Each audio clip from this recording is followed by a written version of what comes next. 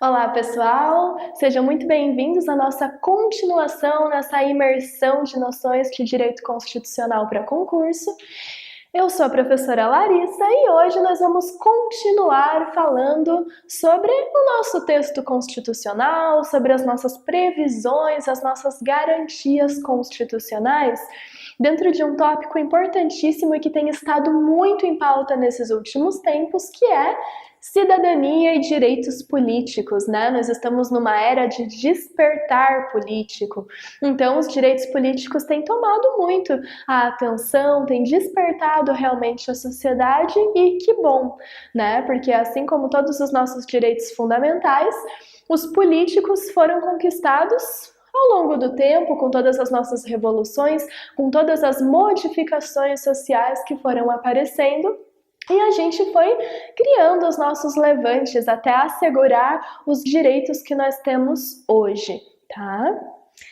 Então vamos lá, quando a gente fala sobre cidadania, nós entramos nessa questão do ser cidadão.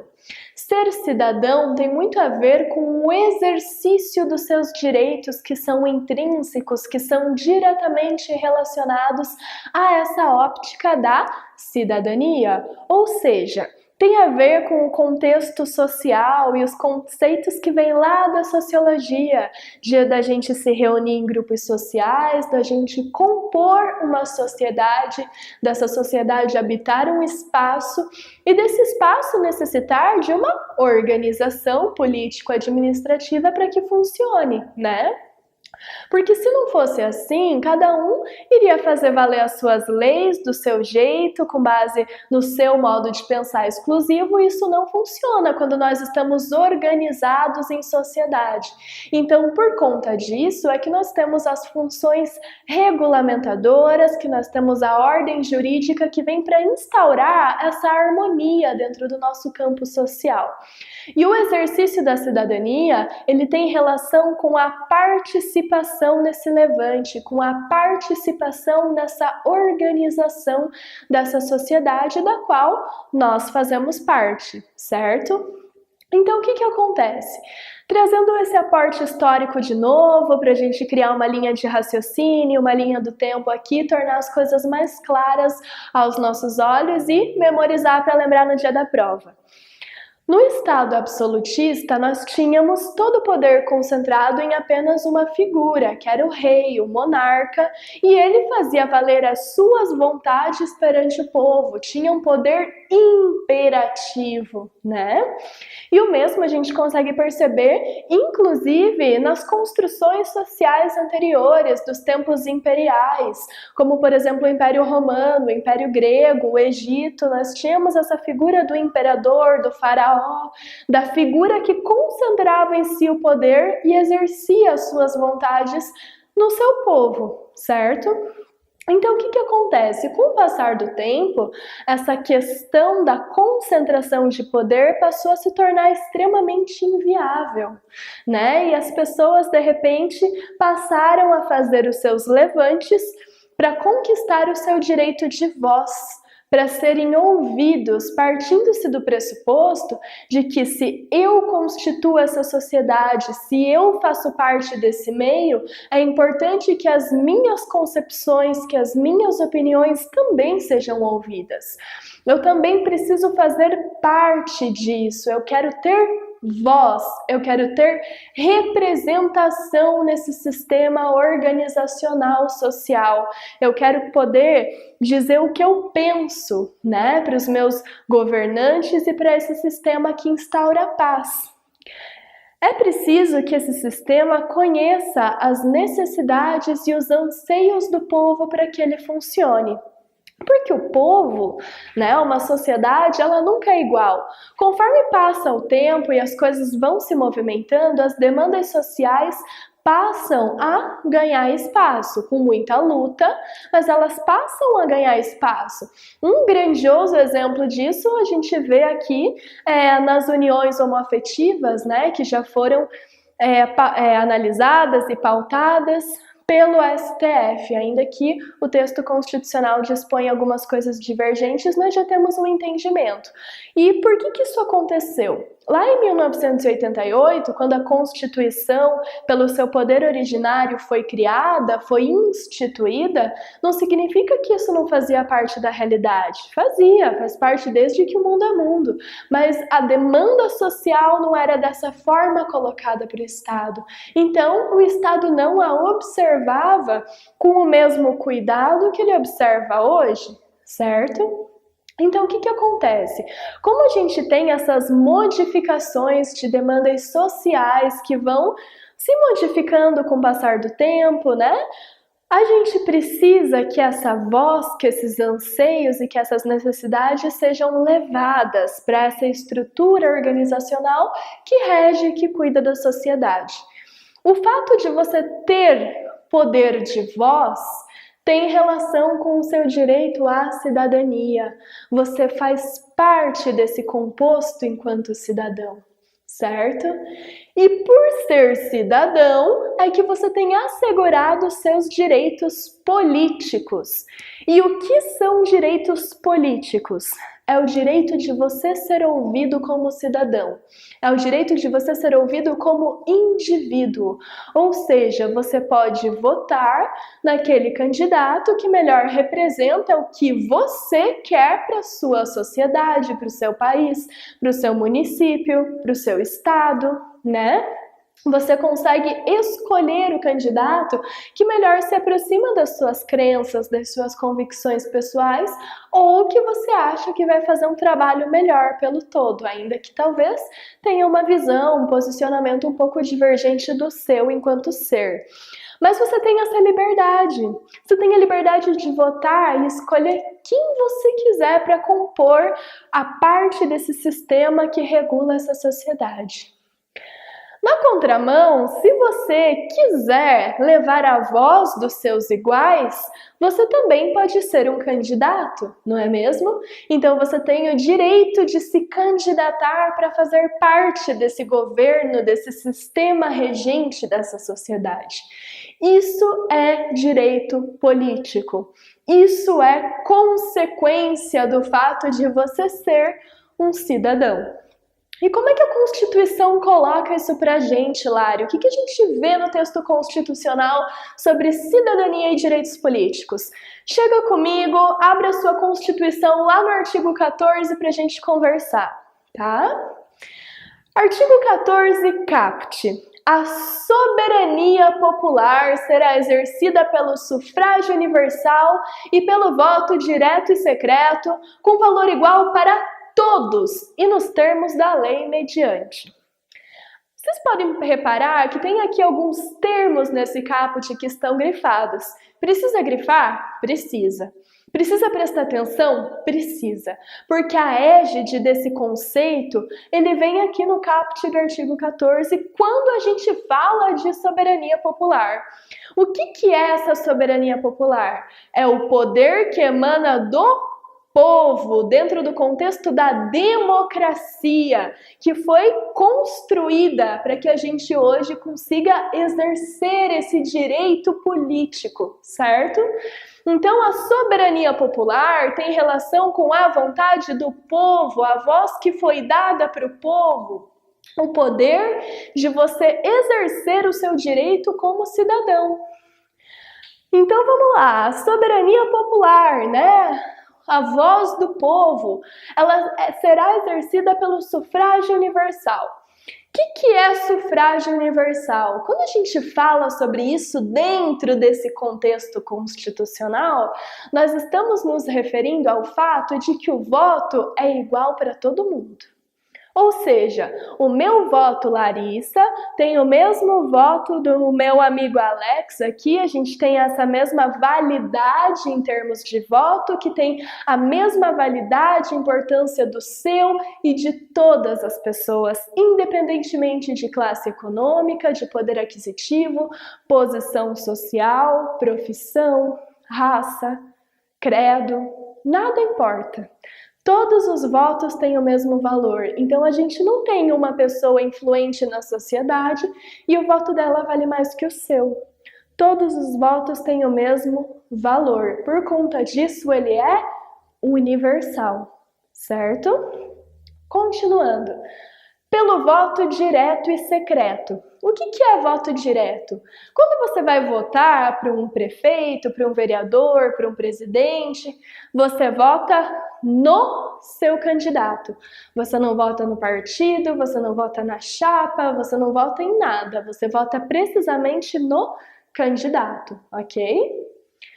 E secreto, ou seja, alguém pode te coagir para saber qual foi o seu voto? Um político pode mandar te sequestrar e ali ficar te pressionando para saber em quem você votou? Não, o seu voto é secreto. Se você não quiser contar para ninguém, você não conta. Meu pai é uma dessas pessoas, eu nunca soube em quem meu pai votou na vida. Ele fazia campanha para todo mundo, em quem ele votava é um mistério até hoje.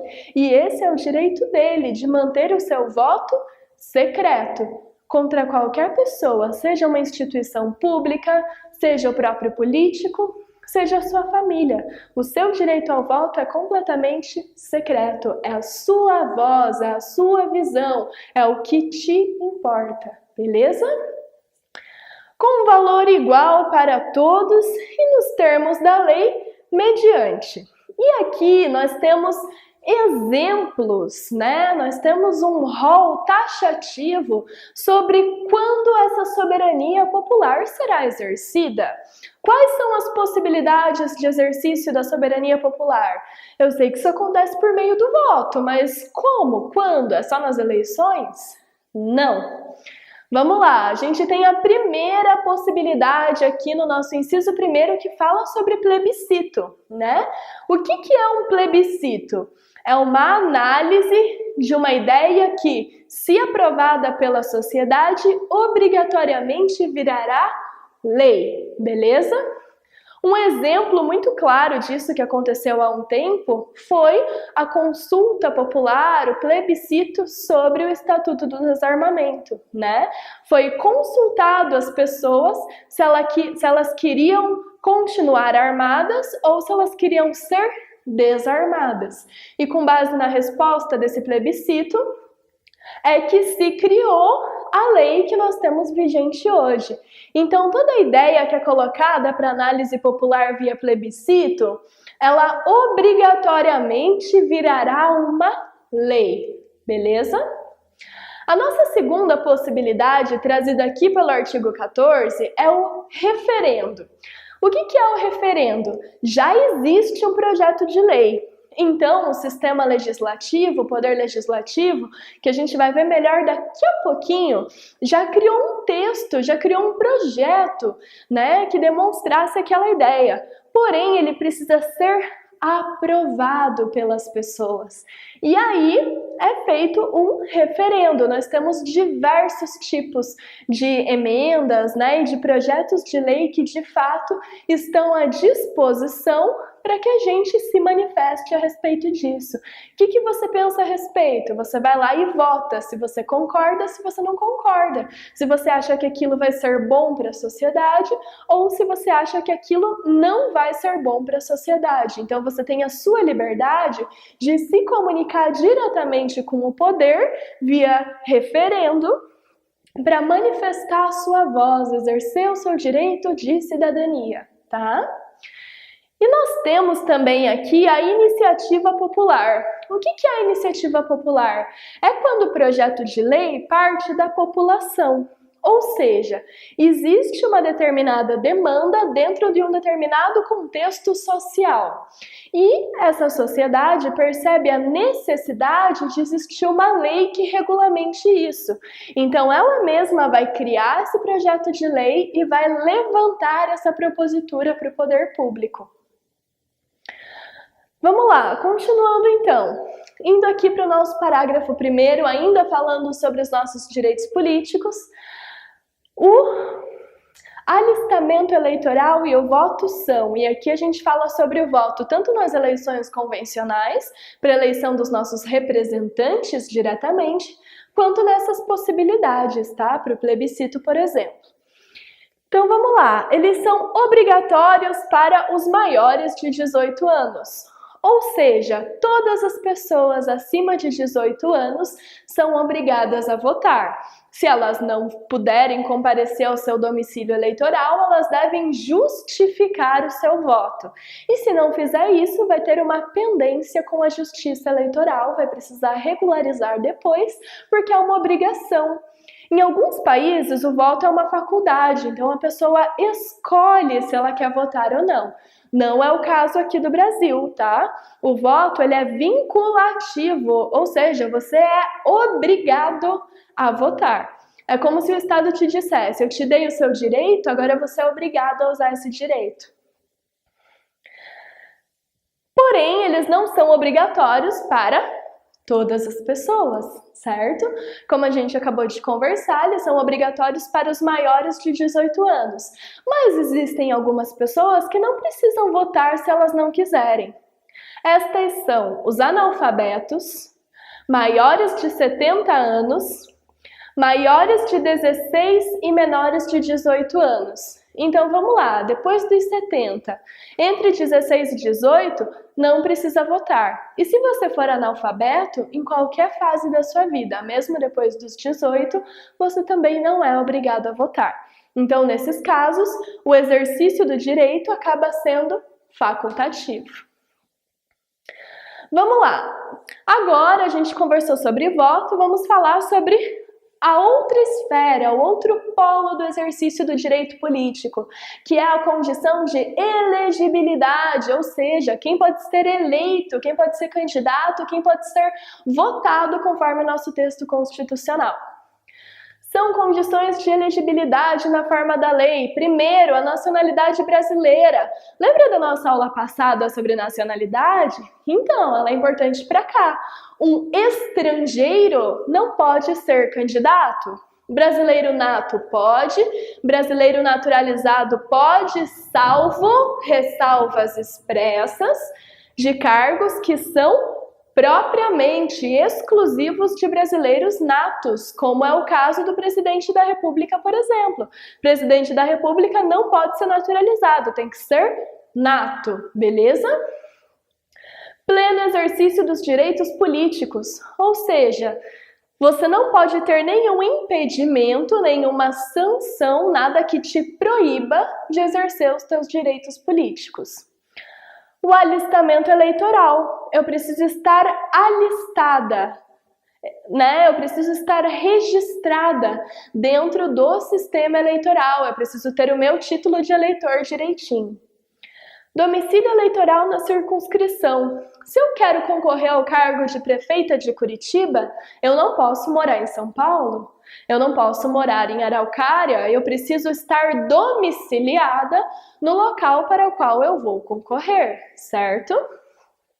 Filiação partidária, ou seja, para que eu possa ser candidata, eu obrigatoriamente preciso estar filiada a um partido político. Eu não consigo simplesmente, sem nenhum partido, dizer não concordo com isso, é só roubalheira, você é prefeita sem partido. Não dá. Então, obrigatoriamente precisa existir essa filiação a um partido político válido, legal, conforme alguns pressupostos que a gente já vai conversar. Idade mínima. Quando a gente fala de idade mínima, existem alguns cargos que colocam essa questão porque, por conta das suas responsabilidades, entende-se que é preciso respeitar uma idade mínima para que o trabalho seja exercido de uma forma adequada, né? Então vamos lá.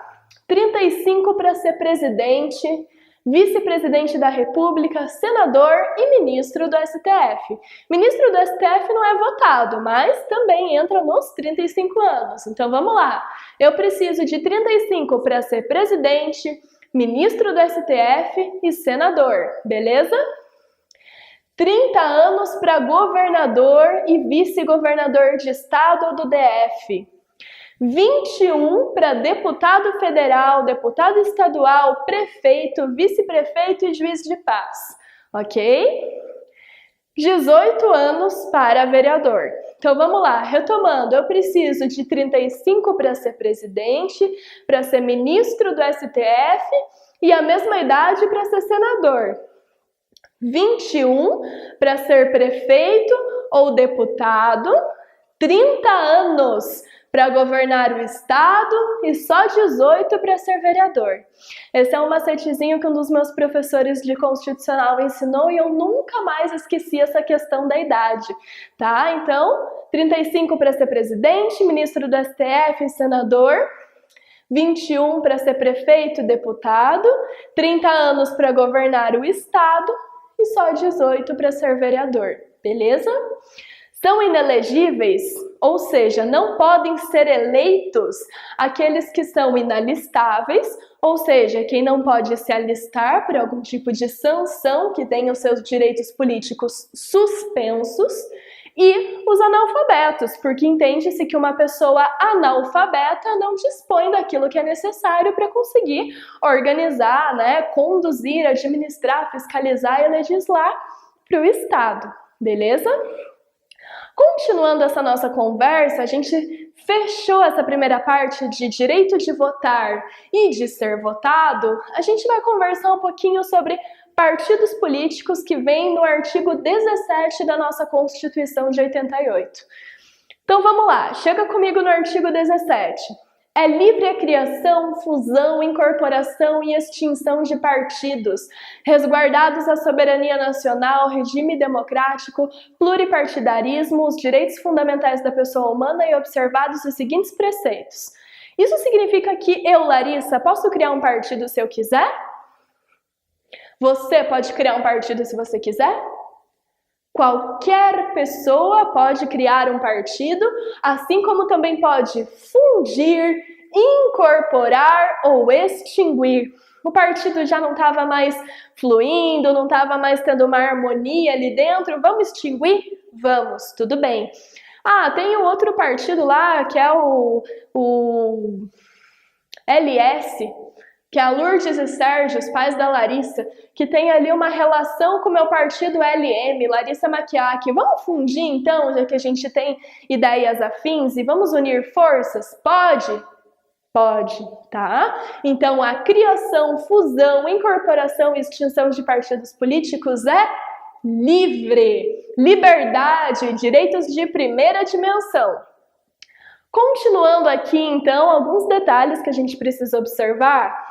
Regime democrático, não pode contrariar a nossa democracia. Pluripartidarismo, nós precisamos ter vários partidos. Não pode ter um só e não pode ter apenas dois para ficar alternando entre um e outro. É uma coisa plural, beleza? Para que eu consiga fazer qualquer tipo de modificação em partidos políticos, a gente tem que observar algumas questões. Primeira delas, caráter nacional. Pode ser o LMC, Larissa Maquiaque de Curitiba? Depende. O nome até pode ser que funcione, que passe, mas ele não vai poder ter atuação apenas em Curitiba. O caráter do partido é nacional, beleza?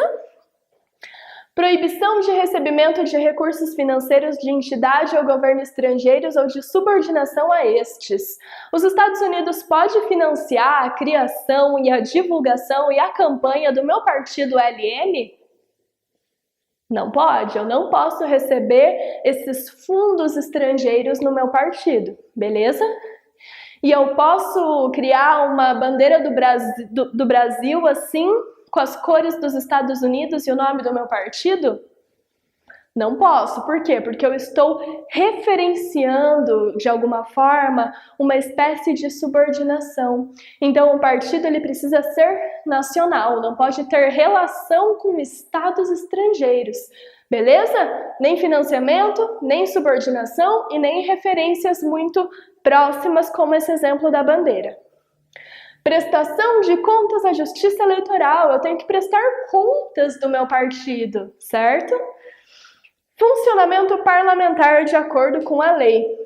Existe uma regularização para que o partido funcione. Eu preciso observar essas disposições legais para que ele efetivamente cumpra a sua função conforme manda o nosso ordenamento jurídico, tá?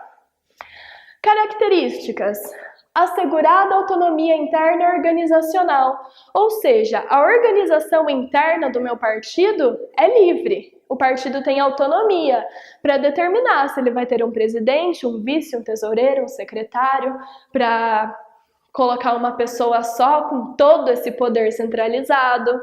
A organização interna e administrativa do partido é completamente livre. É ele quem faz e é ele quem determina, beleza? Vedação de organização paramilitar. Eu posso criar o partido militar da Larissa, onde todo mundo usa farda e todo mundo anda armado? Não posso. Por quê? Porque tem um caráter paramilitar, ou seja, tudo que for militarizado é proibido dentro dessa questão do partido político. Tá? Então não pode existir nenhum tipo de elemento, nenhum tipo de reunião, nenhum tipo de objetivo que seja paramilitar.